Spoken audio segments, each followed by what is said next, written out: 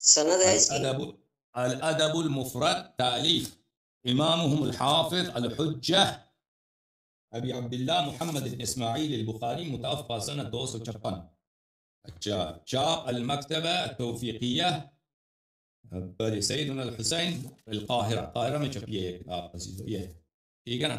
یہاں پر صفحہ نمبر 242 حدیث نمبر 724 بد معافی ہے، صفحہ نمبر 243 حدیث نمبر 726. حدثنا عباس النرسي حدثنا عبد الواحد حدثنا ليث أخبرني رجل من أهل البصرة قال سمعت معقل بن يسار يقول انطلقت مع أبي بكر إلى النبي صلى الله عليه وآله وسلم. میں ابو بکر کے ساتھ نبی صلی اللہ علیہ وآلہ وسلم کے پاس گیا. فقال یا ابا بکر، انہوں نے فرمایا یا ابا بکر للشرک اخفى فيكم اخفى من دبيب النمل. شرک تم میں، شرک آپ میں چونٹی کے حرکت سے، چونٹی کے چلنے سے زیادہ، کیونکہ چونٹی چلتا ہے تو بہت آرام سے چلتا ہے، اس کا حرکت بہت واضح نہیں ہوتی، اس سے زیادہ جو ہے آپ میں مخفی ہے. ایک اس کا جواب چاہیے. دوسرا، یہ روایت قرآن کے خلاف ہے. اگر اس کو صحیح مانا جائے تو نتیجہ نکلتا ہے کہ حضرت ابو بکر معاذ اللہ کیا ہیں؟ مشرک ہیں، معاذ اللہ، استغفر اللہ. یہی نتیجہ نکلتا ہے نا.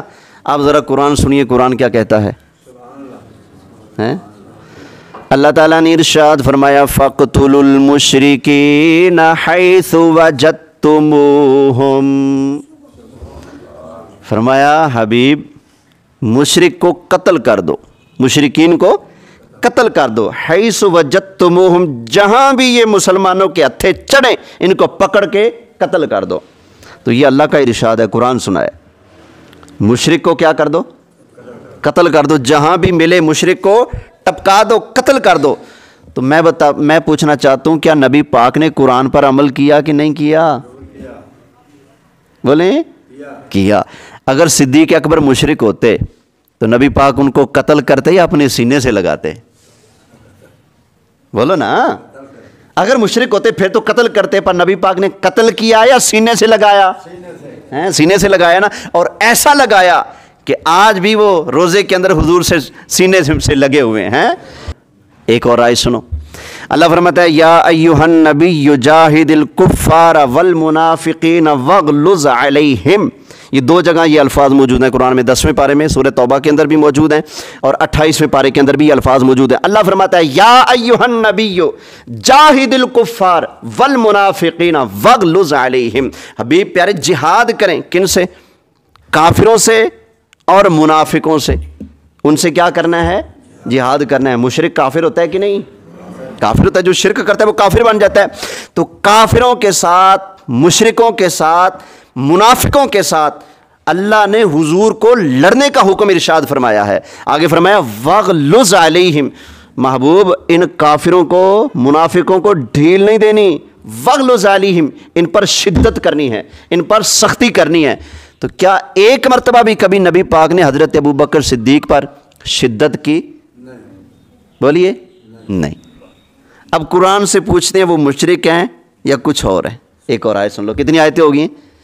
2. مشرک کو قتل کا حکم ہے، ان کو قتل نہیں کیا گیا، جبکہ باقی مشرک پکڑ کر قتل کیے گئے ہیں. منافقوں کو، کافروں کو حضور نے دھتکارا، نکالا، ان کو اپنے سینے سے لگایا. تو پتہ چلا یہ اس کوالٹی کے نہیں، یہ تو ایمان والوں میں بھی سارے سب سے اونچی شان والے تھے. تو حضور نے اپنے سینے سے لگا کے رکھا نا. اب تیسری آیت سنیں. جب سرکار غار میں تھے تو غار میں کون تھا ساتھ؟ ابو بکر صدیق نا. جب کافر غار کے دروازے پر آئے تو حضرت ابو بکر نے کہا یا رسول اللہ اگر یہ نیچے دیکھ لیں تو ہمارے اوپر نظر نہ پڑ جائے. فرمایا گھبرانا، اللہ ہمارے ساتھ ہے. حضور نے جو فرمایا نا گھبرانا اللہ ہمارے ساتھ ہے، یہ الفاظ حضور کی زبان سے نکلے ہوئے اللہ کو اتنے پسند آئے، اللہ نے یہی الفاظ قرآن میں اتار دیے. سورہ توبہ اللہ تعالیٰ نے ارشاد فرمایا اذ ہما فی الغار اذ یقول لصاحبہ لا تحزن ان اللہ معنا. جب وہ دونوں غار میں تھے تو نبی پاک نے فرمایا کس سے فرمایا؟ لصاحبہ ہی، اپنے صحابی سے فرمایا۔ قرآن ان کو صحابی کہتا ہے، کس کو کیا کہتا ہے؟ مشرک صحابی ہوگا یا مسلمان صحابی ہوگا حضور کا؟ مشرک تو صحابی نہیں ہو سکتا نا، وہ تو کافر ہے نا۔ جب شرک چھوڑے گا پھر وہ صحابی بنے گا نا، اگر وہ حضور کا زمانہ پائے اور حضور کی غلامی میں آ جائے پھر صحابی بنے گا۔ تو قرآن نے حضرت ابو بکر صدیق کو صحابی کہا، اور روایت کے اندر آ جائے نہیں وہ مشرک ہیں، تو قرآن کی بات مانیں گے یا اس روایت کی بات مانیں گے؟ کون سی بات مانی جائے گی؟ قرآن کی بات مانی جائے گی۔ اور وہ بھی قرآن کے مقابلے میں روایت تب دیکھیں گے جب روایت صحت مند ہو۔ جو ہے ہی بیمار پہلے سے، اس کا قرآن کے ساتھ کوئی جوڑ توڑ بنتا ہے؟ بولیے نہیں نا۔ کتنی آیتیں ہوگی؟ 3۔ اب ایک اور آیت سنیے، مشرک کا ٹھکانہ کیا ہے بھلا؟ ہاں جی، جہنم۔ منافق کا جہنم، کافر کا جہنم۔ مشرک پاک ہے یا پلیت؟ انما المشرکون نجس، مشرک کیا ہے؟ پلیت ہے۔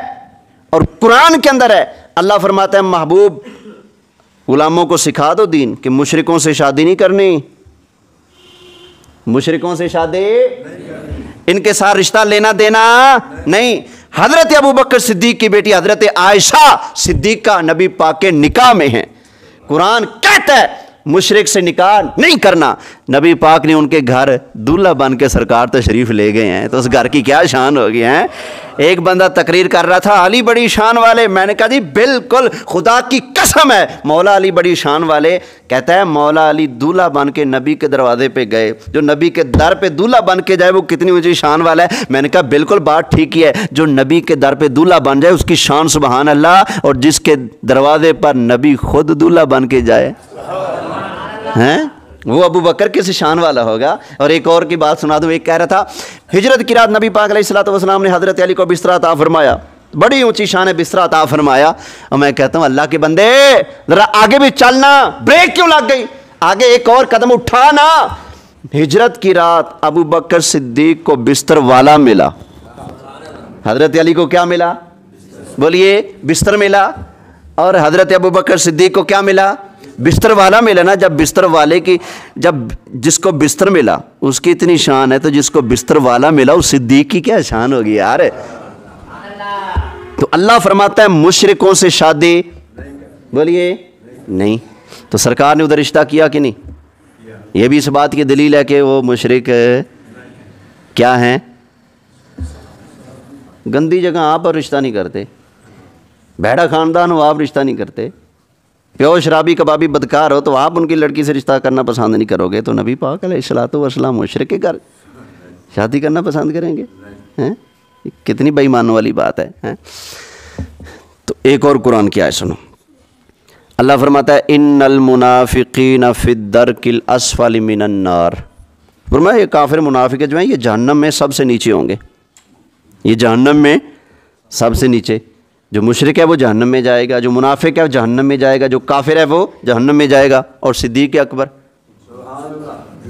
قرآن پیش کرتا ہوں، پوری سورت اللہ نے 2 بندوں کے بارے میں اتاری، ایک امیہ بن خلف کافر اور ایک ابو بکر صدیق۔ امیہ نے غلام بیچا، غلام کا نام ہے بلال، بڑا مہنگا بیچا، اور حضرت ابو بکر صدیق نے منہ مانگی قیمت دے کر حضرت بلال کو خریدا۔ امیہ خوش ہو رہا تھا، ہاں میں نے ابو بکر نے لوٹ لیا، اتنے پیسے مار لیے، کالا بلال دے دیا اور چٹا غلام بھی لے لیا بدلے میں۔ بلال کو کچھ آتا جاتا نہیں، جو غلام میں نے ان سے لیا اس کو تو آتا بھی بہت کچھ ہے، تو چوڑا ہو رہا تھا، میں نے بڑا تیر مار لیا، بڑا سودا کیا ہے۔ تو اللہ نے قرآن کی پوری سورت نازل فرما دی، یہ سورہ لیل ہے۔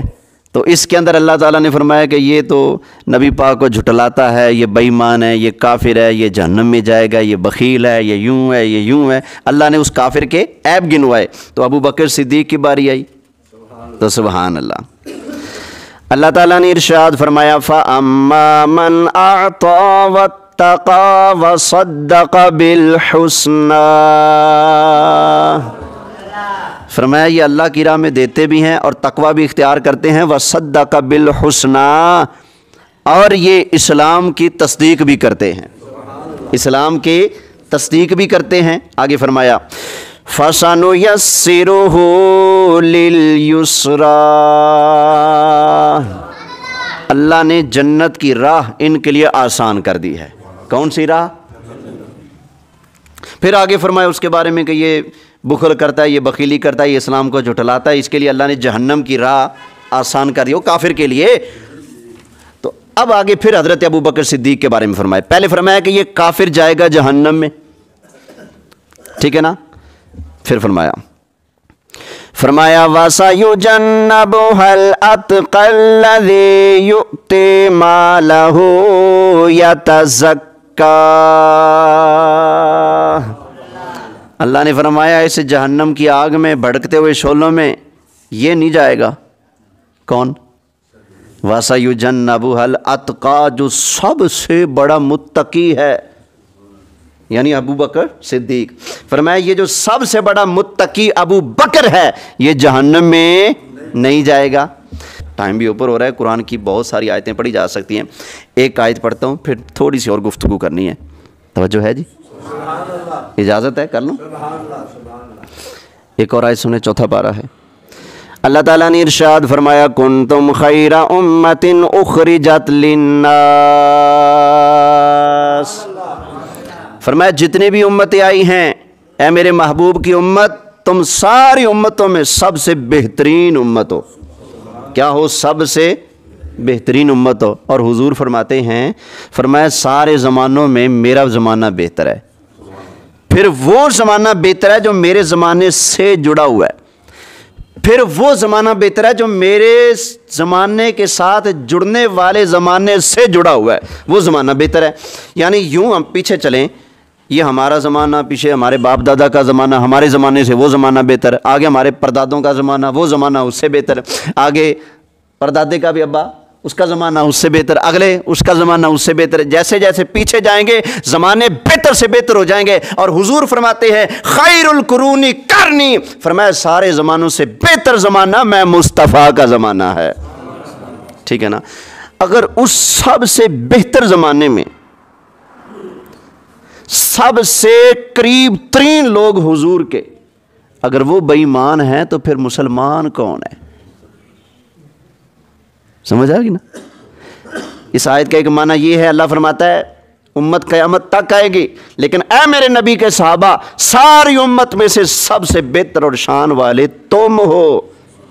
ایک یہ معنی ہے اس آیت کا۔ اب یہاں پر ایک اور دو باتیں میں پوچھتا ہوں۔ جب بھی کسی مسلمان کا نکاح ہوتا ہے تو نکاح کے لیے 2 گواہ شرط ہیں۔ کتنے گواہ جی؟ بولیں 2 گواہ، اور ہوں بھی مسلمان۔ کافر گواہ بن سکتا؟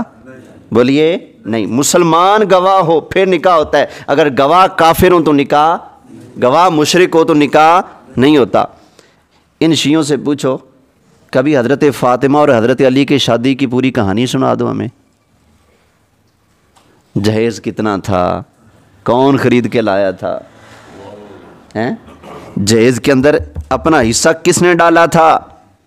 حصہ ڈالتے ہوئے حضرت عثمان غنی نظر آئیں گے، جہیز کا سامان خریدتے ہوئے حضرت ابو بکر اور حضرت عمر نظر آئیں گے، اور سامان کو اٹھاتے ہوئے حضرت بلال نظر آئیں گے، اور حضرت علی کو حضرت فاطمہ زہرا کا رشتہ مانگنے کا مشورہ دیتے ہوئے حضرت ابو بکر، حضرت عمر اور حضرت عثمان نظر آئیں گے۔ اور جب اللہ کے محبوب نبی پاک علیہ السلام نے نکاح پڑھایا اپنی بیٹی حضرت فاطمہ کا حضرت علی کے ساتھ تو نکاح حضرت ابو بکر اور حضرت عمر نظر آئیں گے۔ کافر گواہ بن سکتا؟ مشرک گواہ بن سکتا؟ اگر وہ مشرک تھے تو نبی پاک نے گواہ کیوں بنایا؟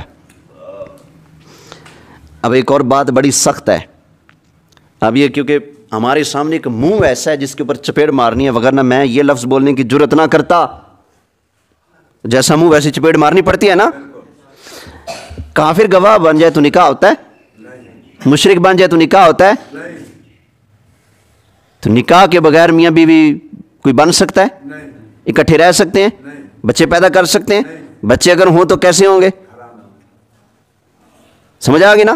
اب جو بندہ معاذ اللہ حضرت ابو بکر صدیق اور حضرت عمر کے اسلام کا انکار کرتا ہے وہ صرف ان کی شان کا انکار نہیں کر رہا، وہ سیدوں کو بھی تہمت لگا رہا ہے، وہ رسول اللہ کی بیٹی کی عفت اور پاکی پر بھی انگلی اٹھا رہا ہے. سمجھ آ گئی نا؟ یہ تو آسن خبراں تے لگسن خبراں نا، ٹھیک ہے نا؟ یہاں جو کچھ مرضی بکتے پھر رہے ہو، جب رسول اللہ کی بارگاہ میں جانا ہے تو رسول اللہ نے پوچھ لیا، اے میں تو کہا کرتا تھا کہ جتنا احسان مجھ پر ابو بکر نے کیا اتنا کسی نے نہیں کیا، جتنا نفع مجھے ابو بکر کے مال نے دیا ہے اور کسی نے نہیں دیا. اور حضرت علی خود فرماتے تھے لوگو میں نے حضرت ابو بکر صدیق کو دیکھا جب لوگ ڈرتے تھے، ابو بکر ڈرتے نہیں تھے، سینہ تان کر آ کر کافروں کے مقابلے میں لڑتے تھے اور مصطفیٰ کے لیے اپنے جسم پر ڈنڈے سوٹے کھاتے تھے. یہ کون فرما رہے ہیں؟ حضرت علی رضی اللہ تعالی عنہ. تو ہمیں بتایا جائے، حسن اللہ یاری تو ہمیں بتا، اگر وہ معاذ اللہ مشرک ہیں تو سیدہ کا نکاح کیسے ہوا؟ توجہ ہے؟ میرے خیال گفتگو کو یہیں پر ختم کرتے ہیں. اور بھی بہت ساری باتیں اس پر پیش کی جا سکتی ہیں، لیکن اپنوں کو تو منوانا مقصود نہیں ہوتا، اپنوں کو تازہ کرنا مقصود ہوتا ہے، تھوڑا فریش کرنا مقصود ہوتا ہے. سمجھ آ گئی نا؟ سور گر جائے گٹر میں تو کوئی کہتا ہے اوہ پلیت ہو گیا، کوئی کہتا ہے؟ بولو. کتا گر جائے گٹر میں تو کوئی کہے گا کتا پلیت ہو گیا؟ کیوں؟ وہ پہلے ہی پلیت ہے، یہ تو پہلے ہی گندے ہیں، بک رہے ہیں، بکواسیں مار رہے ہیں. میں یہ لیکچر ان کے لیے نہیں دے رہا، یہ لیکچر آپ کے لیے دے رہا ہوں کہ ہماری بولی بیڑے نہ گر جائیں نا گندگی کے اندر. ہمارے جو مسلمان ہیں بھولے والے ہوتے ہیں نا، حضور فرماتے ہیں مومن بھولا ہوتا ہے، مومن دھوکہ کھا جاتا ہے، دھوکہ دیتا. بولیے مومن بھولا ہوتا ہے، حضور کی حدیث ہے. تو آپ یہ بھولے جن کو نہیں پتہ ہوتا نا، کوئی آپ کے سامنے آ کر کہہ دے اور کوئی ہمارا مسلمان اپنا ایمان برباد کر بیٹھے، تو میں کہتا ہوں یہ جو ہمارے بھولے ہیں نا، یہ اس گندگی نہ میں گر جائیں. کتا گر جائے ہمیں کوئی پرواہ نہیں، سور گرا پڑا ہمیں کوئی پرواہ نہیں، ہمیں پرواہ ہے اس کی جو پہلے پاک ہے، کہیں وہ گٹر میں گر کر اپنے آپ کو ناپاک نہ کر لے. سمجھ آ گئی؟ وما علیہ الا البلاغ المبین.